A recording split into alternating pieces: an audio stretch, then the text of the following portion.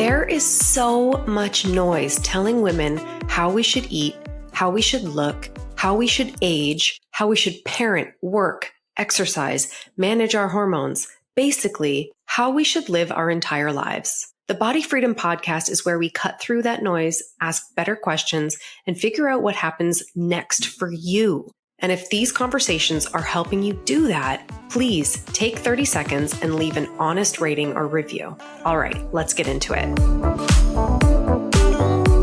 Last week, I put a really ridiculously simple poll in my Instagram stories. I asked if you could change one thing about your life right now, what would it be? I expected my audience to say weight loss. Of course I did. I wasn't expecting what actually happened. A lot of you said money. Some of you said relationships. We definitely got weight loss. But more than 12,000 of you said some version of I just want my anxiety to go away. And I couldn't believe, I was completely taken aback by that response. So I started messaging some of you directly because I really wanted to understand what you actually meant when you said anxiety. And what was interesting was that a lot of you weren't describing anxiety that completely derailed your day. You said to me that you functioned, you went to work, you worked out, you took care of your kids, maybe you were running businesses and you're making dinners, you have your relationships, but all day long, most days, there's just kind of this like dark cloud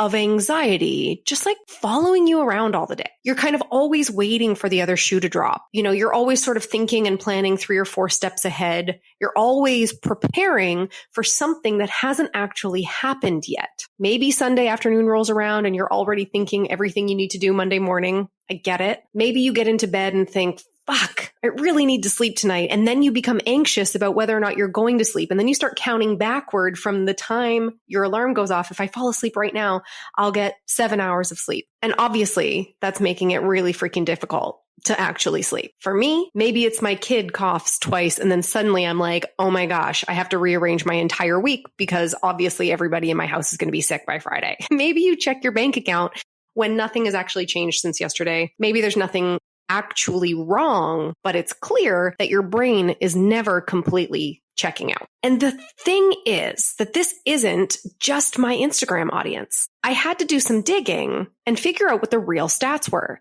The American Psychiatric Association released its 2026 annual mental health poll, and 48% of American adults said they felt more anxious every day than they did the year before. Almost half. And what were people anxious about? Everything I just talked about. Current events, money and paying bills, keeping themselves and their families safe, their health. In other words, they were anxious about life. And when I saw those 12,000 responses and then started reading all of the messages, I kept thinking, I know this feeling all too well. Because before I started my own health journey, I dealt with a lot of anxiety too. And I don't even know that I would have described myself as an anxious person. Years ago, when I was struggling with my own health journey, the thing that really woke me up was weight gain. 25 pounds overnight. But as I started digging into all of the symptoms that I was feeling, I started realizing that anxiety was a big part of that. And as we discussed, it wasn't something that derailed my day. I was still running a business. I was still taking care of pets.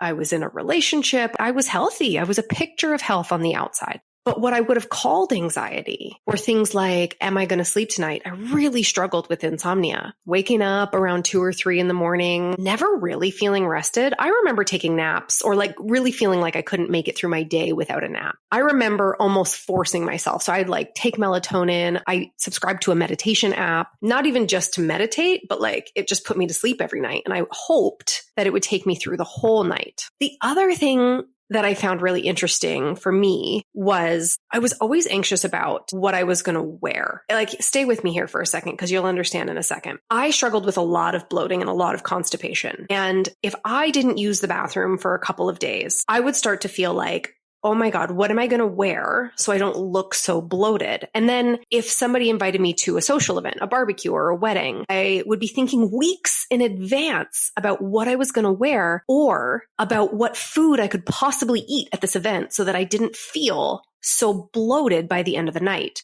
And that low grade anxiety just kind of lived in my head at all times. And it was such a weird thing to tell my fiance at the time because I was healthy. I took care of myself. I ate well. I worked out. And like, what I'm going to tell my boyfriend that, or my fiance, that I felt insecure about the clothes that I was in. It felt like such a conundrum. And it also felt like, how could I be telling people to be healthy if I didn't feel that way? I was constantly thinking about food. I was constantly thinking about what I was going to wear. I constantly felt like I needed to work out more. I thought my bloating was like an issue with my working out. I felt like my bloating was an issue with the weight gain. I even went to the doctor to tell her all of these things that were going on. And I remember she told me, just don't stress out. She offered me an anti-anxiety med prescription. But I remember telling her that like I didn't feel like this was anxiety. Yes, I was dealing with anxiety. I was dealing with the overthinking. I was dealing with those sort of circular thoughts about everything, but it didn't feel like what I thought anxiety felt like. I remember one night waking up and thinking about the laundry that I had left in the dryer. It was dry. It just needed to be folded, but I couldn't stop the circular thoughts about it because I was, I guess, afraid or concerned that the task wouldn't get done. And so my brain just replayed my to-do list over and over and over again until I just got up and did the laundry. 3 a.m. I don't know how many times I thought this was, I'm just type A, I'm just driven, I'm just busy, I'm just getting older, I like to be prepared and I like to be organized. Literally telling myself that this was now just a part of my personality. And I hear that all the time from women. But looking back now, how many symptoms did I actually turn into personality traits? Because at the same time that I was experiencing anxiety, I was experiencing constipation and bloating. I was experiencing insomnia. I struggled with so many food sensitivities. As I mentioned, I felt like I always wanted to take a nap.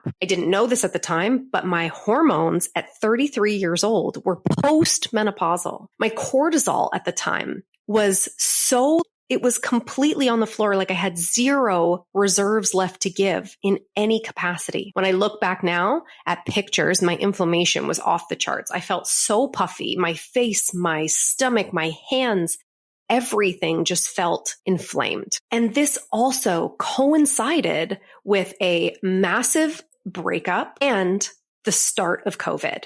Massive stress points in my life where I didn't know how my life was about to change and I couldn't control any of it. I was a gym owner here in Toronto for 13 years and then COVID hit. Imagine we shut down for almost 3 years and the world was telling us that the gym was the villain. It was a wild turn of events, and it wasn't just wild for me, but my body clearly couldn't handle one more tiny fleck of stress. The interesting part was that once I feel like I hit rock bottom with my health and I searched and I started addressing it from a more functional level, it wasn't necessarily my anxiety that disappeared first, or at least it wasn't the thing that I thought about most.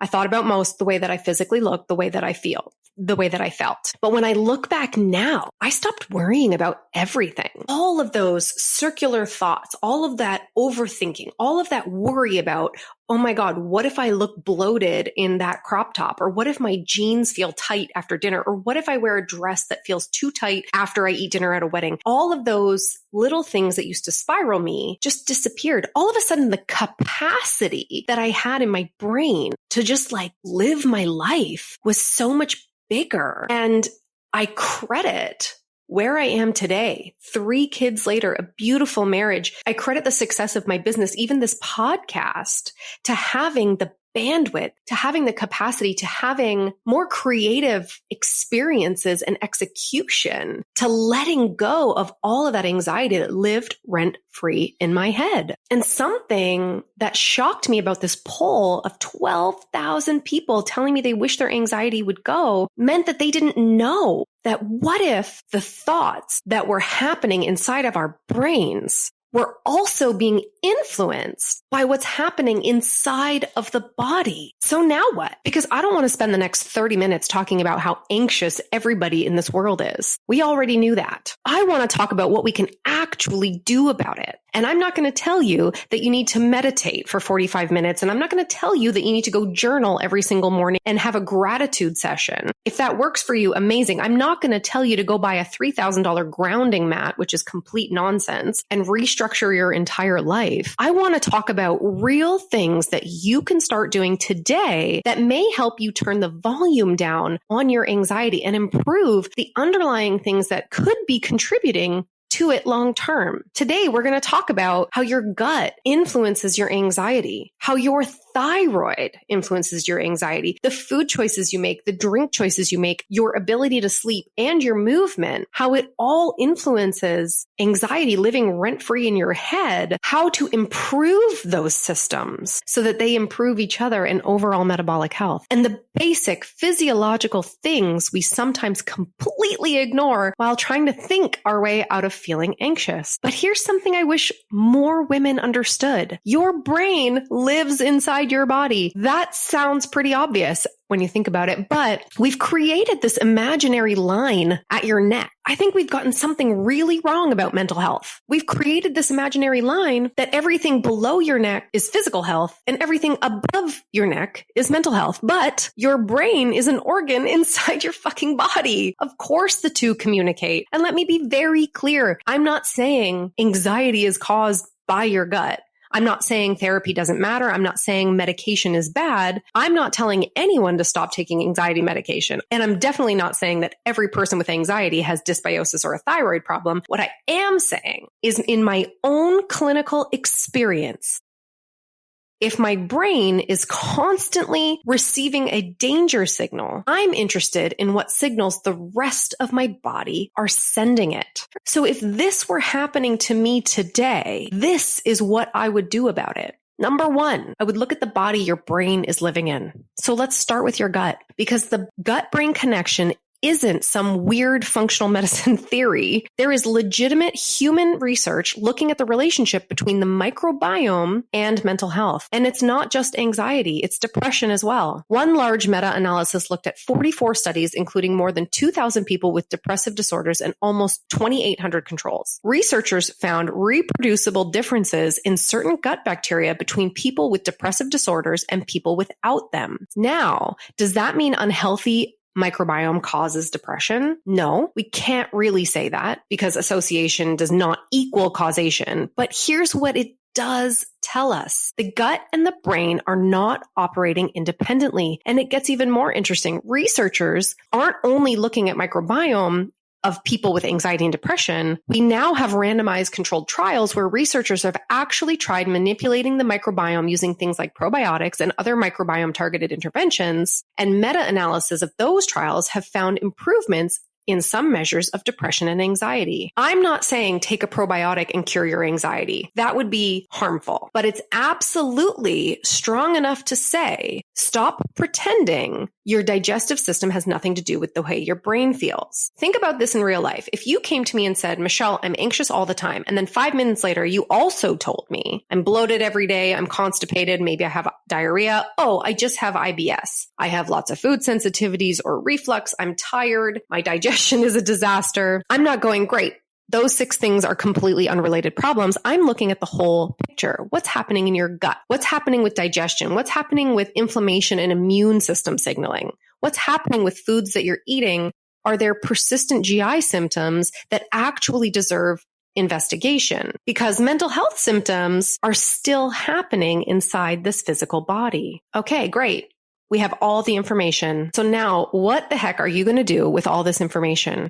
First, don't run to the health food store and buy 12 probiotics. We need to test. We need to see what's going on inside of your gut under a microscope, literally pooping into a plate and seeing what's happening. We need to start with the boring stuff. We need variety in your food. We need a variety of plants and fruits and vegetables. We need to make sure that you are hitting the right amount of fiber every single day. For women, this is a lot like 25 grams of fiber that you need every single day.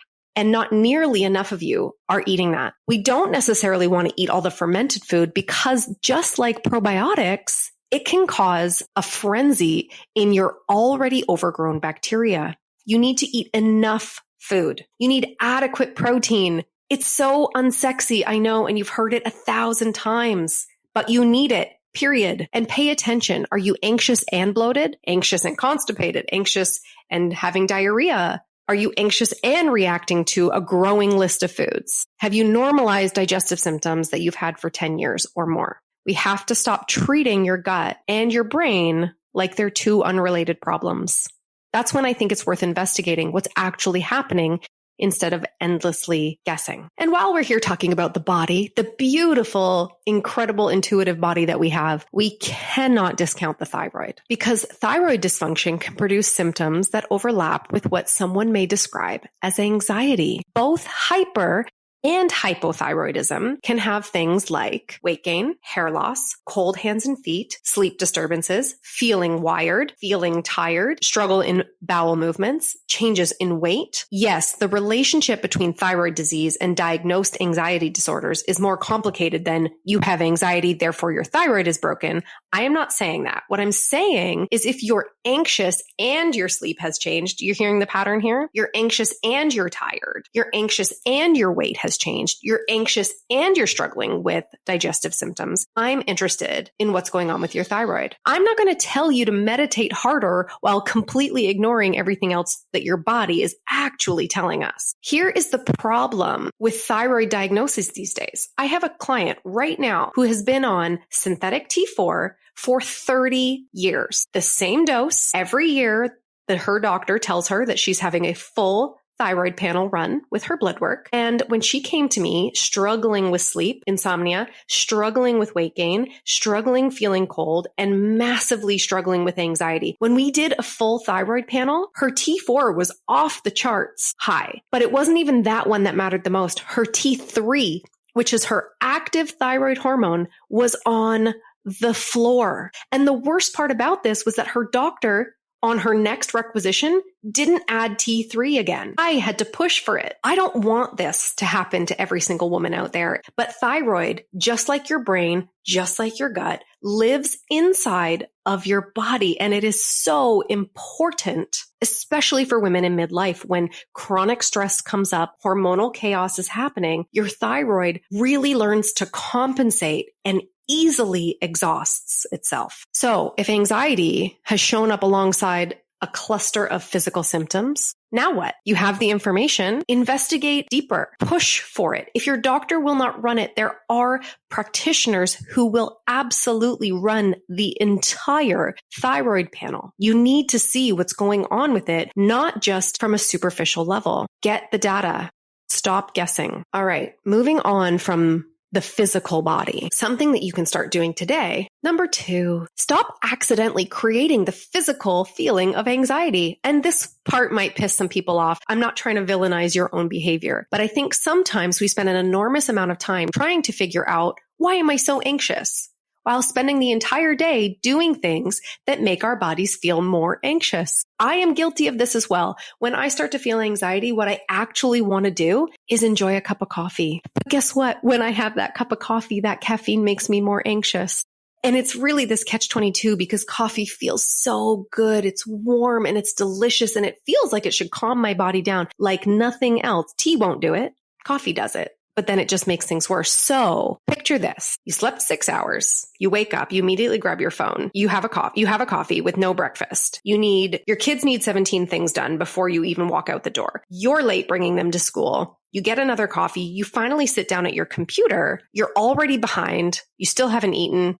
Maybe you have another coffee. I'm not villainizing coffee, guys. I love coffee. Now it's 11:30. You're feeling pretty irritable. Your blood sugar is probably a roller coaster and you are looking for something fast that you can just eat at your desk. And you're sitting here thinking, my anxiety is fucking terrible today. I don't know how many times I've texted my husband that, but really, you haven't eaten. You didn't really sleep. Your kids demanded everything of you and you've had 3 coffees. Again, I'm not anti-coffee. I love my coffee, but of course our dose matters. A 2024 meta-analysis found that caffeine increased anxiety in healthy people with the effect particularly pronounced around higher doses, especially around 400 milligrams plus. This is not shocking information. It just means that you need to pay close attention to what you're doing. The same way you're not going to be drinking alcohol on an empty stomach. Maybe we feel the same way about our coffee. And now, before deciding your mental health has completely fallen apart, check the boring shit. When did you last eat? Are you chronically under eating? And just an FYI, 90% of the women that I see for weight loss are actually under eating. So just a little tidbit to another episode. Track your calories accurately. Know what's going inside your body. Are you skipping meals because you're trying to lose weight? How much caffeine are you actually drinking? Not how many coffees, how much caffeine? How did you sleep? Did you drink alcohol last night? How have you been sitting in front of your screen for 8 hours? Are you hydrated? Are you living on caffeine and adrenaline until 2 p.m. and wondering why your body feels like it's being chased by a bear? For me, the biggest things that make my anxiety worse is multiple cups of coffee. Honestly, if I'm feeling constipated, I feel more anxious. Maybe that's TMI, but something to think about. If my kids have me up in the night, I know that I'll feel a little bit more anxious the next day, and I have to treat my body nicely. Give myself a little bit of grace, eat a little extra protein. And one thing that really helps me bring my anxiety down is physically writing out my to-do list. Call me old school, but I cannot write it in my phone. I cannot put it on my computer. I have to have pen to paper and write it out so I can cross it out. So the to-do list is not running all day in my head. So now what? We have all this information about how our physical choices make our body anxious. Here's what I want you to do. For 7 days, don't overhaul your life. Don't buy anything. Don't start a new supplement protocol. Don't decide you're going to become completely different human Monday morning. We're just going to stop throwing gasoline on the fire. So let's focus. Eat 30 grams of protein at breakfast. Don't look at your phone first thing in the morning as soon as you wake up. Don't use coffee as your breakfast. Protect your sleep as much as your real life allows. And pay attention to what alcohol does to your anxiety the next day. That's it. 7 days. Collect some data because you might discover something really incredibly useful. Number 3, sometimes you need to move your body. This might be my favorite because you can literally do it today. Like pause the podcast and go out to the gym. Or maybe that's not what you need. Maybe you need to pause the podcast, throw on your favorite throwback from 2000 and have a dance party in the kitchen. Sometimes I think we're trying so hard to think ourselves out of feeling problem. Sometimes we're told to sit down, be still, breathe, think calming thoughts, try not to be anxious. And meanwhile, your entire body is going, can we fucking do something? Sometimes you just need to move. Go for a walk. Get outside. Lift something. Put headphones on. Again, dance around your kitchen. Play with your kids. Laugh. Clean the room that's making you crazy. Give your body somewhere to put that energy. And the exercise research is actually really great. A major 2026 umbrella review brought together 81 meta-analysis,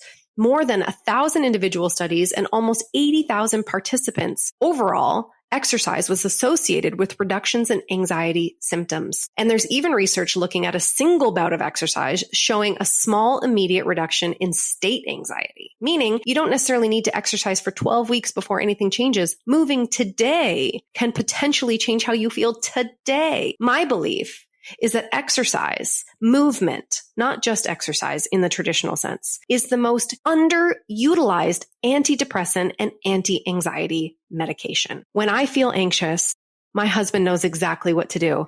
Michele, come out for a 10-minute walk in the sunshine and let's just talk. Let's just be present. No phones, no music, no nothing. Sunshine, movement. That is all. Because sometimes I don't need to think my way out of anxiety. I need to give that energy somewhere to. So now what? Here's what you're going to do. The next time you feel that low-level anxious buzz, before you start analyzing it, before you Google it, before you decide your entire life needs to change, give yourself 10 minutes. Walk fast, dance, get outside, lift, clean, move, 10 minutes, then stop and ask, how do I feel now? Not, did I cure my anxiety? Just, did the volume change? Because that's great information. And now I want to say something that might be more important than everything else I've said in this episode. I don't actually think the goal should be, I never want to feel anxious again. Because come on, you're human. You're going to worry about your kids. Money is occasionally going to worry you. You're going to have deadlines and you're going to have relationship problems.